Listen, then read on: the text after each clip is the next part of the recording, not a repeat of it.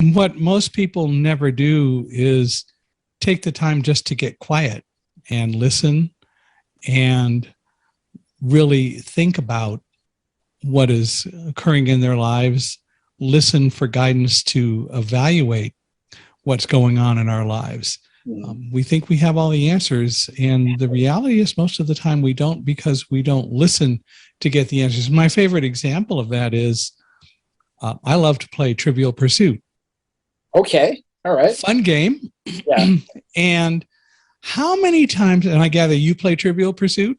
I've played it, I think, one time in my entire life, but I But you don't know the mind. concept. But you Yes, know the I've heard of concept. it. Yeah. How many times do you think that someone is playing the game and someone asks them a question and the answer flashes in their mind and they go, no, it isn't that, it's this. They give the wrong answer and they didn't listen to what their heart said. I And feel that happens a lot. it happens a lot.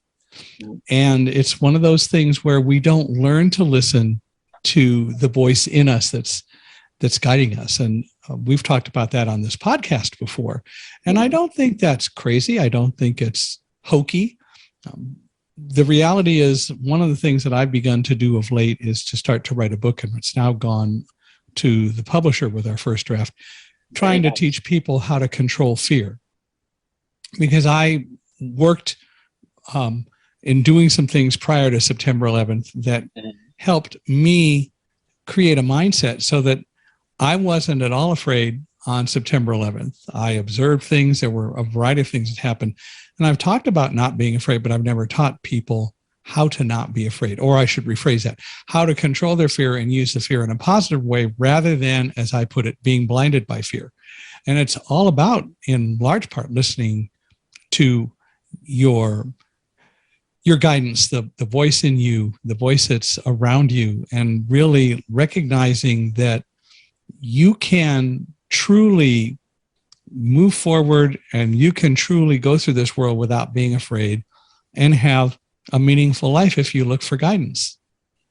But it is something that we don't see nearly as much as we should. And learning to control fear is in part learning to listen to and immediately dealing with what you hear from that voice in you. Okay, let me flip roles here and act as the podcast interviewer instead of the interviewee. Help you promote the book, Michael. So, can you give us one strategy one can use to suppress fear? At the end, well, it's learning to deal with fear, not suppressing, but redirecting. Okay. And so one of the things that I encourage people in the book to do is to take time at the end of every day, relax, look back at the day. What worked? What didn't work?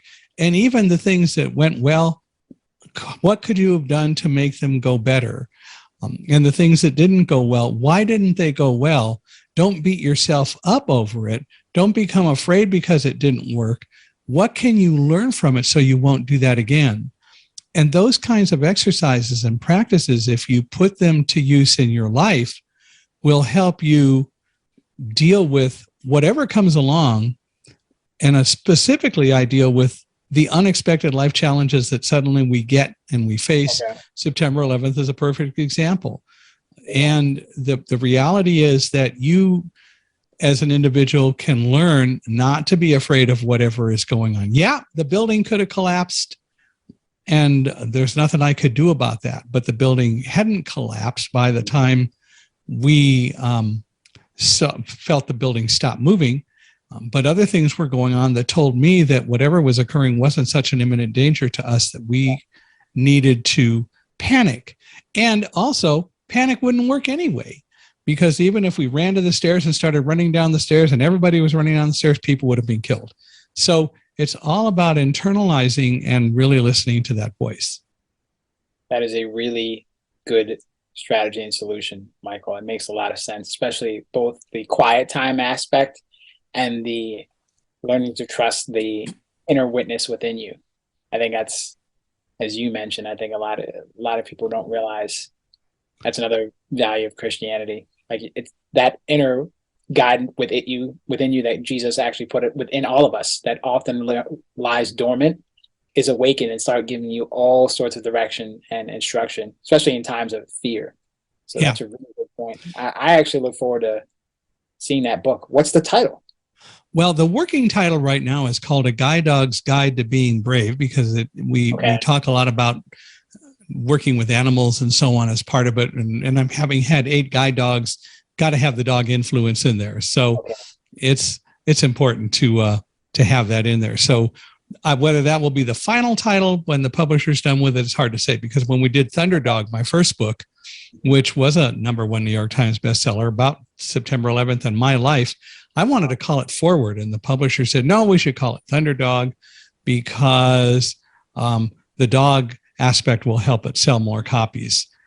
Perhaps so. But we ended up calling it Thunderdog, and everyone liked it. Barnes & Noble put it in their animal section because of that. But by the same token, it did well, and I wasn't so tied to Forward that was the only title that would be acceptable. And so Thunderdog has done really well. As I said, it has been a #1 New York Times bestseller and is still out there, and people get it. So that's pretty cool. But I like the title. It is all about really us learning and growing, and is what we need to do. We don't do enough of